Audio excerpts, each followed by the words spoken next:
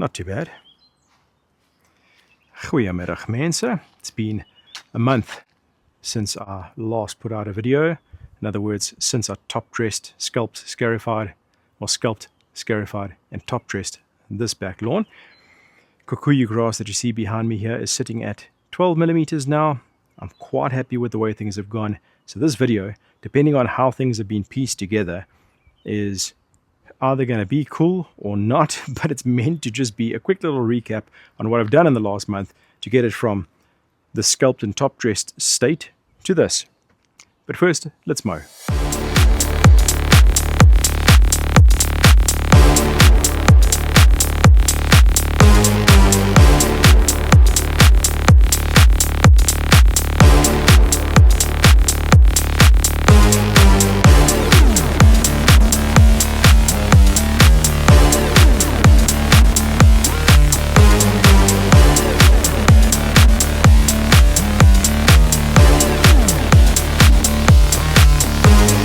Alrighty, there we go. As you can see, not too bad. 12 mils height of cut is making it lose just a hint of color, but that's not too terrible. All in all, pretty good. From the top, it looks like this. If you get Trav's hand onto this really dense canopy, you will see that it's all looking quite good. But you would have noticed before the video cut out with the battery dying that I was, number one, sort of gliding with the mower and having to go back and forth and color in to try and get my lines straight again.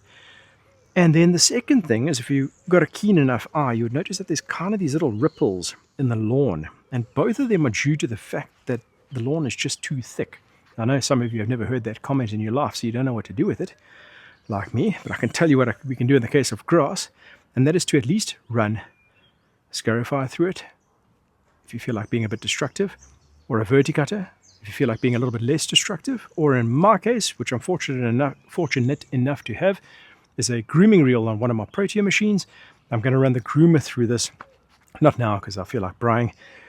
Maybe in the next couple of days or whatever the case might be, or sometime over the weekend I'll get it done, run the groomer through it, and that helps me thin out the turf so that I can not drift all over the place. I've got to reduce that turf canopy, and that comes from me having sculpted my lawn down to 15 mils in the beginning of the season with the Reno a month ago, and that wasn't the best idea. After all, I should have gone down to soil level, but it's too early in the season. So, okay, you win some, you lose some. I learned from that. It means the best time to conduct your lawn renos is not too early. Leave it a little bit later in the season when you've got some rain, some good sunshine, good temperatures, because we did have a couple of cold spells now. And then go for gold when it's the right time. Those little riffles are basically caused because I've got an 8-blade reel on Frankenstein.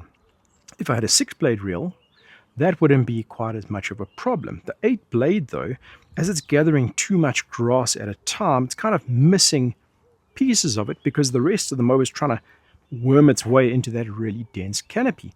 That can also happen if you've got really long grass and you try and mow it with a cylinder mower with a high blade count, 9, 12 blades, whatever the case is going to be. And then you try and mow it, you're going to miss entire pieces or like long lengths, or you're going to have all these stragglers all over the place.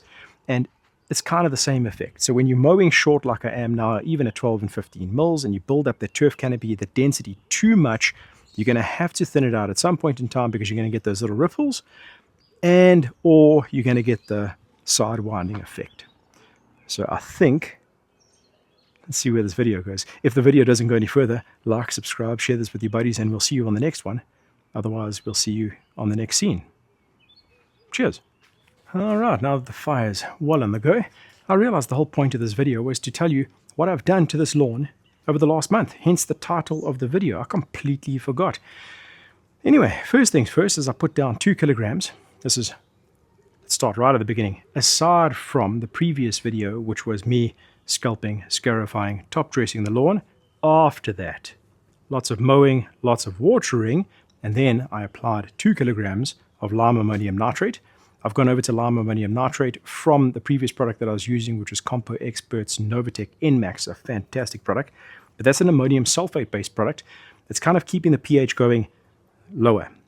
And it's got a nitrification inhibitor in it and that kind of thing. So it really has a very good result But I need the pH to go that way, which is why in the last couple of seasons, winters, I have been applying dolomitic lime, agricultural lime, to my lawn to get the pH to increase because it is a little bit low. So I'm using lime ammonium nitrate to get down nitrogen and to raise the pH. The rest of the stuff is just this little group of products here, actually minus that.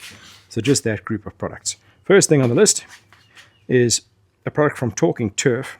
I actually got all of this from them, and this is they're based out in Nelspruit. Just hook them up or give them a call and they will get the stuff delivered to you if you need. I've got no affiliation to them, just by the way. So foliar feed is a nitrogen and iron dominant foliar feed. So you spray it onto the surface of the leaf, leave it there for a couple of hours so that it can be absorbed into the plant, and without drenching it into the soil too much, you're not really changing too much in the soil. It's all going into the leaf. The plant is using it. It's making it go nice and dark green. And next product on the list is called Talking Turf Star, and Star is something that's going to help with root development. But as you can see by the label over here, it's going to sound like I'm reading it, but I knew the stuff anyway. Improves drainage, helps with saline and soil conditions, improves soil porosity and bulk density. And just so I add my 2 cents in here, all of these products I'm going to do individual videos on at a later stage. This is sort of like the overview for what's happened to my lawn over the last month and what I'll continue to use for the rest of the season.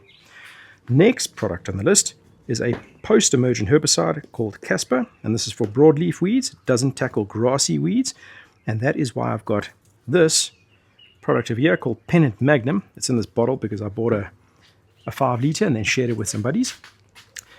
Casper, being a post-emergent herbicide, is for broadleaf weeds. It doesn't tackle the grassy weeds in your lawn.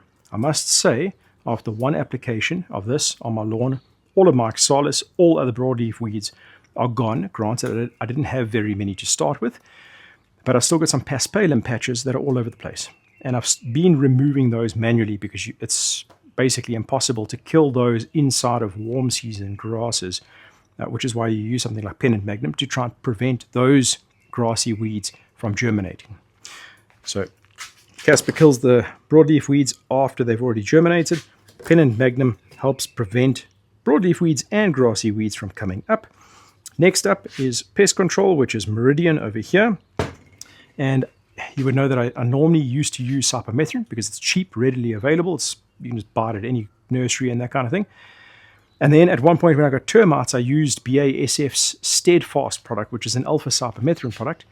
But I realized that after using that product, and I did read about it and hear about it, it killed earthworms. And when I say kill, I mean I didn't see an earthworm in this yard, even in composted areas, for like 8 months or more.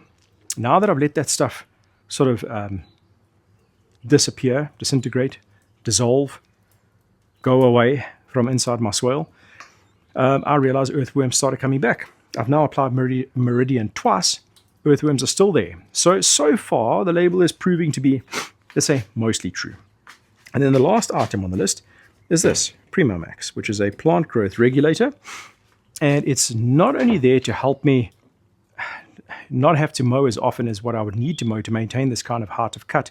It's also going to help basically, how should I put it, almost create like a dwarf-like effect on the grass. It's going to make everything sort of get closer together, a little bit more complete but shorter. It makes a smaller plant with regular mowing. You can't just like apply this stuff and leave it there and think your grass is going to shrink. That doesn't happen. It's with continued mowing. The next time new leaves start growing, they grow back smaller. The runners are shorter. Everything's a bit more compact and tight. And that's part of the reason why my grass has densened up so much, even though it's still short. So 12 millimeters, when I measured it now with a ruler, 15, 16 mils in some places, it's still too spongy. But it's this tall. Anyway, Primo plus grooming now should give me a very complete looking lawn without it being too long. This other little bottle that you would have seen over here, this is called Nomo. Essentially what it is, not essentially, it is the same active ingredient, but at twice the concentration per liter. So you will use literally half the amount of product in the same liquid amount, the same water volume in your tank mix per 100 square meters. So using the the more concentrated version is getting more of the product that you want on the leaf as opposed to the other stuff. I think that makes sense. I don't have to over explain it. And so far, my first application was at 5 mils per 100 square meters of Primo. So there would have only been 2 mils of the other product, 2.5 mils of No-Mo, and 0 yellowing. Now last weekend, I went and I applied 20 mils of Primo Max per 100 square meters. Still 0 yellowing. So I was able to give it that taste of Primo before I kicked it in the backside. The first lot did nothing visually, including didn't slow down the growth, but the second lot did. And if I'd done that with No-Mo, it just would have been less product used. Anyway, so that's it. That's what Trav uses on his lawn, plus lime ammonium nitrate. And the lime ammonium nitrate I'll apply every 8 to 10 weeks, give or take. I'll kind of eyeball it. But about every second month's a good way to not forget to put down some granular fertilizer. And that is it. Thanks for watching. Like, subscribe. I'll do more of these products in individual videos, products individually in individual videos later on. That makes sense. That's it. Cheers.